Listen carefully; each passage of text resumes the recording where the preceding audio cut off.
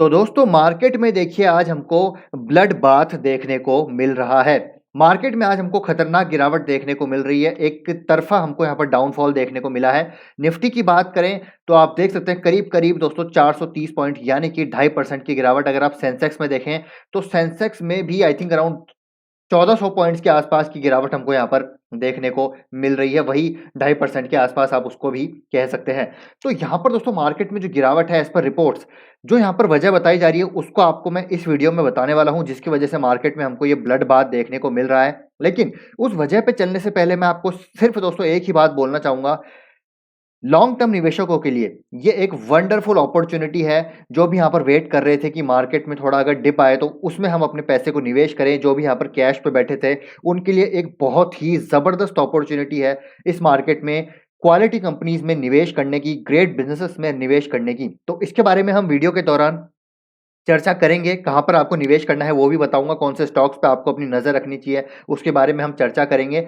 Video को अंत तक देखिएगा। निफ्टी में और कहाँ तक गिरावट आ सकती है, क्या होंगे सपोर्ट लेवल, उसके बारे में भी चर्चा करेंगे। लेकिन उससे पहले हम चलते हैं यहाँ पर रीज़न की तरफ, क्या है वो बड़ा रीज़न।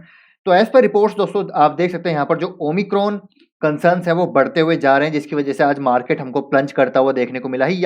यानी कि एक हमको बहुत ही खतरनाक गिरावट यहाँ पर देखने को मिली है। अब बात करें ओमिक्रॉन की तो डेफिनेटली दोस्तों मार्केट में कितने टाइम से सिर्फ 2 ही रीज़न यहाँ पर चल रहे हैं। एक तो इन्फ्लेशन का है, दूसरा ओमिक्रॉन का है। तो कभी इन्फ्लेशन निकल के आता है, कभी ओमिक्रॉन निकल के आता है। ओमिक्रॉन के केसेस लगातार बढ़ रहे हैं। तो मार्केट में देखिए ऐसे रीज़न दोस्तों आते रहेंगे। लेकिन हमारा जो फ़ोकस होना चाहिए, हमको जो अपने माइंडसेट को डेवलप करना है, वो लॉन्ग टर्म के लिए करना है। हमको यहाँ पर एन्जॉय करना चाहिए ऐसे ब्लड बाथ को, क्योंकि अगर ब्लड बाथ में हम निवेश करेंगे जहाँ पर फ़ियर का माहौल होता है, उस जगह हम निवेश करेंगे ना तो लॉन्ग टर्म में जो हमारा आरओआई होगा यानी कि रिटर्न ऑन इन्वेस्टमेंट जो हमने डिप में ऐड किया है, वो हमको डेफ़िनेटली जो है एक अल्फ़ा जनरेट करके देंगे। यानी कि हमारा जो इन्वेस्टमेंट का पे रिटर्न होगा ना वो और ज़्यादा आएगा। क्योंकि देखिए अगर आप मार्केट के टॉप पे निवेश करेंगे तो मैं ऐसा नहीं कहता मार्केट यहाँ से जो है ऊपर नहीं जाएगा। मार्केट डेफ़िनेटली नीचे जाएगा और आपके रिटर्न भी वहाँ पर बनेंगे डिसेंट लॉन्ग टर्म में। लेकिन अगर आप गिरते हुए मार्केट में निवेश करेंगे यानी कि जब मार्केट में फ़ियर होगा और वहाँ पर आप क्वालिटी कंपनीज़ को निवेश करेंगे तो यहाँ पर आप ऐड करेंगे तो आपकी एवरेज अच्छी होगी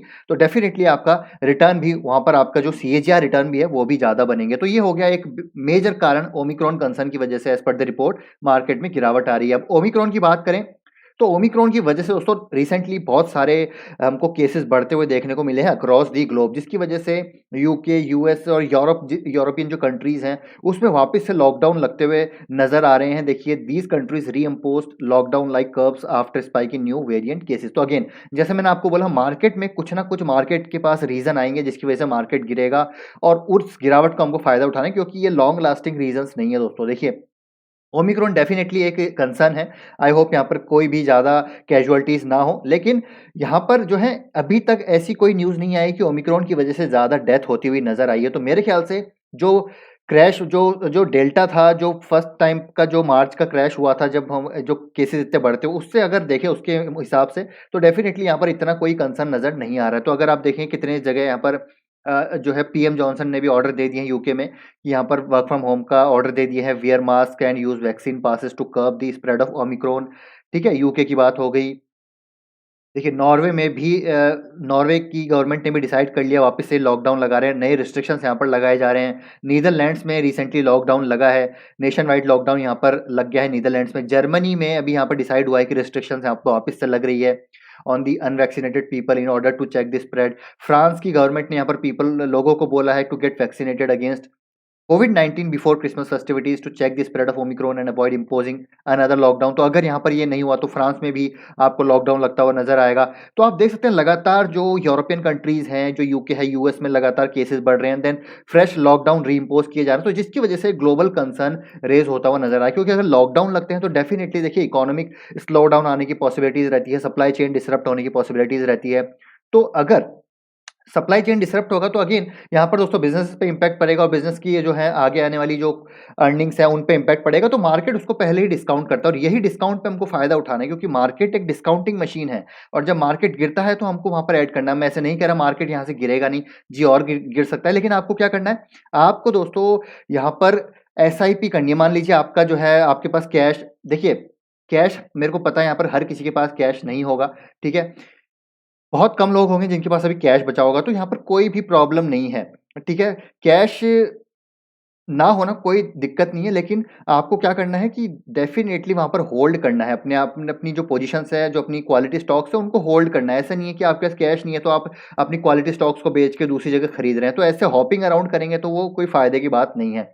कैश नहीं है, कोई बात नहीं, अपने पोर्टफ़ोलियो को रिव्यू कीजिए, उसमें कौन से क्वालिटी स्टॉक्स हैं, वो उनको पकड़ के रखिए। जो चीप क्वालिटी स्टॉक्स हैं, उनको दोस्तों आप निकाल सकते हैं, जहाँ पर आपको लग रहा है कि आपका कन्विक्शन कम है।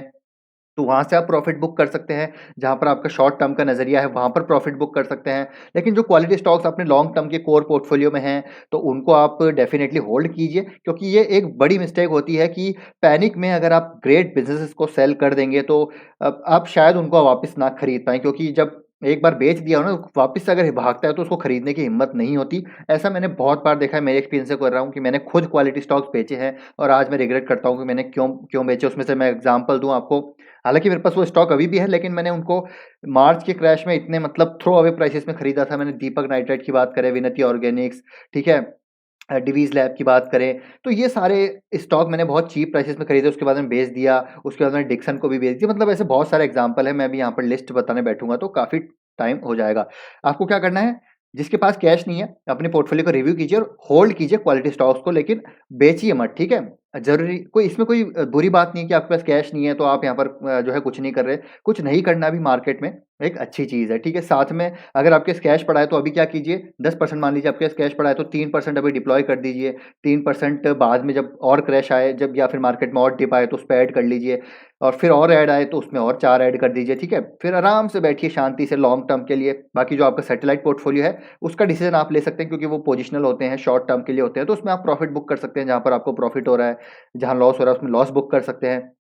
कैश अगर वहाँ से आप निकाल सकते हैं, तो क्वालिटी स्टॉक्स में आप ज़रूर निवेश कर सकते हैं। तो ये थोड़ा-सा एक इन जनरल, दोस्तों देखिए, ये पुराना ज्ञान है, लेकिन अब मैं ऐसा नहीं है कि मैं आपको ज्ञान देने इधर बैठा हूँ, लेकिन ये चीज़ें जो हमको जानना ज़रूरी है, क्योंकि इन चीज़ों को अगर हम माइंड में रखेंगे, हमेशा कैश अपने पास रखेंगे, तो ये डिप मार्केट में हमेशा आते रहेंगे। और ये मैं आपको कब से बोल रहा हूँ कि मार्केट में अभी जो है लमसम निवेश नहीं करना चाहिए, क्योंकि अभी इन्फ्लेशन का जो फ़ियर है, ओमिक्रॉन आ गया है नया, ठीक है? साथ ही साथ अब बजट आने वाला है, उसके बाद जो है इलेक्शंस आएँगे, तो अगेन मार्केट में आने वाले इस 2022 में मुझे लगता है वॉलेटिलिटी बनी रहेगी। लेकिन जैसे ही दोस्तों ये सब चीज़ शांत होगी ना, मार्केट आपको फिर से भागता हुआ देखने को मिलेगा, क्योंकि इंडिया की जो इकोनॉमी है, एक फास्टेस्ट ग्रोइंग इकोनॉमी है, और इंडिया की जो कंज़म्पशन है, वो इतनी खतरनाक है कि मुझे लगता है कि इंडिया में इन्वेस्ट आपको करना चाहिए, ना कि आपको यहाँ पर इससे भागना चाहिए, ठीक है? बाकी आपका डिसीज़न है, आपको क्या करना है, आपका पैसा है। देखिए, मैं जो करता हूँ वही आपको बता रहा हूँ। तो अभी मैं आपको ये भी बताऊँगा, और देखिए इम्पोर्टेंट चीज़ है कि ब्रिटेन में नए केसेज़ आ रहे हैं, और जो एज़ पर रिपोर्ट्स यहाँ पे बताया जा रहा है कि जो नई जो वैक्सीन्स है, वो ओमिक्रॉन पे इतनी ज़्यादा इफ़ेक्टिव नहीं रहेगी, तो ये भी बताया जा रहा है, ठीक है? ये सारी चीज़ें यहाँ पर निकल के सामने आ रही है। तो ओमिक्रॉन का यहाँ पर दोस्तों एक बड़ा ये मेजर कंसर्न यहाँ पर निकल के सामने आ रहा है, और एफआईआईज़ लगातार देखिए मार्केट में सेल कर रहे हैं। दिसंबर में भी करीब 26,000 27,000 करोड़ यहाँ पर सेल कर दिया है। हालाँकि डीआईएस की बाइंग चल रही है, लेकिन स्टिल अगर आप देखेंगे तो एफआई यहाँ पर सेल करते जा रहे हैं। अब यहाँ पर एक चीज़ और है कि मार्केट में जो है निवेशकों का, रिटेल निवेशकों का पैसा फँसा हुआ है।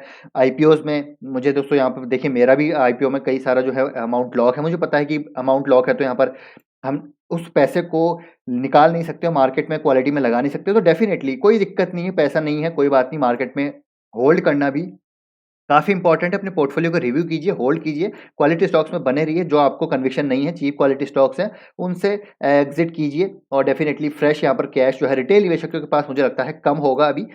कमेंट करके ज़रूर बताइएगा, क्या आपके पास अभी कैश है? क्या आप इस डिप को बाय कर रहे हैं या नहीं? डेफ़िनिटली मेरे पास थोड़ा-सा पड़ा है, तो मैं यहाँ पर डिप को बाय कर रहा हूँ और क्वालिटी स्टॉक्स को बाय कर रहा हूँ। तो वंडरफुल अपॉर्च्युनिटी है for long term invest to enter the market और to accumulate more in their quality stocks.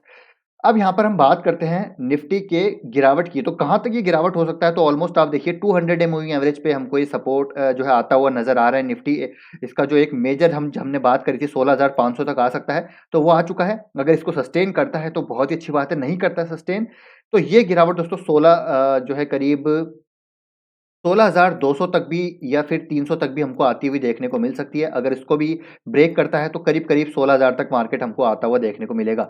तो अगर मार्केट में गिरावट आती है तो आप देखिए डेफ़िनेटली निफ्टी 20 बाय कर सकते हैं। निफ्टी 20 डेफिनेटली ये मैं आपको हमेशा बोलता हूँ कि निफ्टी इंडेक्स या निफ्टी 20 आप बाय कीजिए, ईटीएफ बाय कीजिए और उसी के साथ-साथ क्वालिटी स्टॉक्स को बाय कीजिए। अब क्वालिटी स्टॉक्स की बात करते हैं, कौन से क्वालिटी स्टॉक्स हैं? तो देखिए ब्लू चिप में जो मेरे रडार पे हैं दोस्तों, मैंने लिस्ट बनाई हुई है, मेरे पास यहाँ पे वॉच लिस्ट में बने हुए हैं। तो सबसे पहले आज आप देखिए एस्ट्रल में बहुत तगड़ी गिरावट हमको आती हुई देखने को मिली है। बजाज फाइनेंस आप डेफिनेटली बाय वहाँ पर कर सकते हैं। HDFC, Kotak, ICICI bank, Divi's lab, Asian paints, HUL, Reliance, Relaxo, DMart, नौकरी और भी बहुत सारे स्टॉक्स हैं। ये जो है मैं आपको एक लिस्ट बता रहा हूँ, इसमें से आप अपनी कन्विक्शन वाली बेट्स अपनी जो है उन पे बेट कर सकते हैं। ये ब्लू चिप स्टॉक्स हैं, लार्ज कैप स्टॉक्स हैं जो ऑलरेडी एस्टेब्लिश्ड प्लेयर हैं। अगर स्मॉल मिड कैप में आप जाना चाहते हैं क्वालिटी स्टॉक्स में, तो आप देखिए एल्काइल अमाइन, बालाजी अमाइन्स, यहाँ पर गजब की कंपनीज हैं, दोनों डुओपोली है, उनमें बाय कर सकते हैं। आईटी में एलटीटीएस, एलटीआई आज हमको अच्छा खासा गिरावट में देखने को मिल रहा है, उनको बाय कर सकते हैं। हैप्पीएस्ट माइंड्स हो गया, बालकृष्ण इंडस्ट्रीज हो गया, ठीक है। पॉली कैप देखिए आप गिरावट है, जुबिलिएंट फूड्स में बहुत गिरावट आई है, बहुत शानदार यहाँ पर अपॉर्चुनिटी है। और राज रतन ग्लोबल वायर है, मोलटेक पैकेजिंग, कैम्स, क्लीन साइंस, ये ऐसे स्टॉक्स हैं जिसको आप दोस्तों अपने अपने वॉच लिस्ट में ऐड कर सकते हैं। और अगर आपको कन्विक्शन इन स्टॉक्स में डेफिनेटली आप यहाँ पर बाय कर सकते हैं। तो डिप से डर ही मत, डिप को दोस्तों आप एंजॉय कीजिए। लॉन्ग टर्म निवेशक हैं तो मार्केट में अगर आप शॉर्ट टर्म के लिए आए हैं तो आपको डेफिनेटली यहाँ पर पैनिक होगा, आप बेचेंगे उसको तो आपकी वो शॉर्ट टर्म के हिसाब से यहाँ पर कुछ नहीं कह सकते मार्केट कहाँ जाएगा, लेकिन लॉन्ग टर्म के हिसाब से मार्केट यहाँ पर हमेशा ऊपर जाएगा। क्योंकि मार्च का जो क्रैश था, जब निफ्टी यहाँ पर 7,500 तक आया था, उसके बाद आज आप देखिए निफ्टी 16,000 पे है, मतलब अभी भी वहाँ से डबल है। तो निफ्टी एक तरफ भागता नहीं रहेगा दोस्तों, मार्केट एक तरफ नहीं भागेगा, उसमें डिप भी आएंगे, मैक्रो फैक्टर्स खूब सारे जो है इंप्लीमेंट होंगे। तो ये सारी चीज़ें मार्केट में चलती रहेगी, लेकिन हमको क्या करना है, हमारा फोकस क्लियर रखना है, हमको क्वालिटी बाय करनी है एंड इंजॉय करना है रेड में, ताकि हम ग्रीन में और ज़्यादा उसका जो है फ्रूट का मजा ले सकें। तो ये है दोस्तों मेरी पूरी एनालिसिस, मेरे थॉट प्रोसेस जो मैं आपको बताना चाहता हूँ, ताकि आप मार्केट में पैनिक ना करें और जो आपको यहाँ पर एक स्टेबल माइंड के साथ यहाँ पर काम लेना है। अपनी क्वालिटी स्टॉक्स में पोर्टफोलियो में नज़र रखिए, इधर-उधर हाथ मारने की ज़रूरत नहीं है। कोर पोर्टफोलियो की, कोर कंपनीज़ की क्वालिटी में नज़र रखिए, क्योंकि ऐसे टाइम पे हमको क्वालिटी ही खरीदनी चाहिए, क्योंकि क्वालिटी में ही हमको कन्विक्शन होता है। कुछ और खरीदेंगे फिर वो और गिरेगा, तो आप उसको एवरेज डाउन नहीं कर पाएँगे डेफ़िनेटली, और ना ही उसको आप होल्ड कर पाएँगे। तो इसीलिए क्वालिटी के साथ रहिए। लॉन्ग टर्म में क्वालिटी कंपनीज़, ग्रेट बिज़नेसेस, ये आपको दोस्तों जितना गिरेंगे उतनी तेज़ी से ऊपर जाते हुए देखने को मिलेंगे। तो आई होप ये वीडियो दोस्तों आपको इम्पोर्टेंट लगा होगा। आज के टाइम पीरियड की अगर मैं बात करूँ तो अगर इन्फॉर्मेटिव लगा है दोस्तों, वीडियो को लाइक कीजिए, शेयर कीजिए, चैनल को सब्सक्राइब कर लीजिए इसी प्रकार की इन्फॉर्मेशन एंड कंटेंट के लिए। तो मिलते हैं आपसे नेक्स्ट वीडियो में। Till then take care, bye bye.